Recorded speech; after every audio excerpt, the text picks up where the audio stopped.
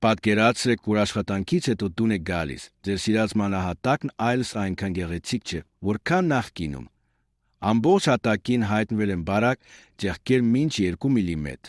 Մի անհանգստացեք, դա գոտրված չէ, եւ սենյակում այն չի 200 դառնում է ավելի չոր, ապա խոնավ,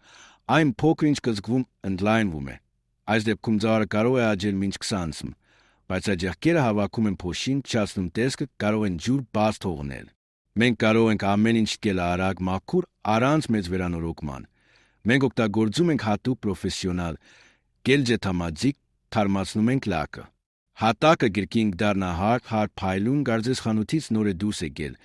Եկեք ասեմ, թե ինչպես է դա տեղի ունենում քայլ առ քայլ, որպեսզի դուք հստակ հասկանաք, թե ինչ է տեղի ունենալու ձեր տանը։ Նախ մենք մանրակրկիտ պատրաստում ենք մակերեսը։ Մենք գալիս ենք ձեզ մոտ, հանում ենք բոլոր կահույքն ու գորգերը, իսկ հետո փոշեգուր ենք անում, լվանում եւ ազերծում մանրահատակի յուրաքանչյուր սանտիմետրը։ Սա կարևոր է։ Մաքուր հատակը երաշխիք է, որ գելը ամուր կբռնվի, երկար տարիներ կմնա։ Հաջորդը սկսվում է ինքն իրեն։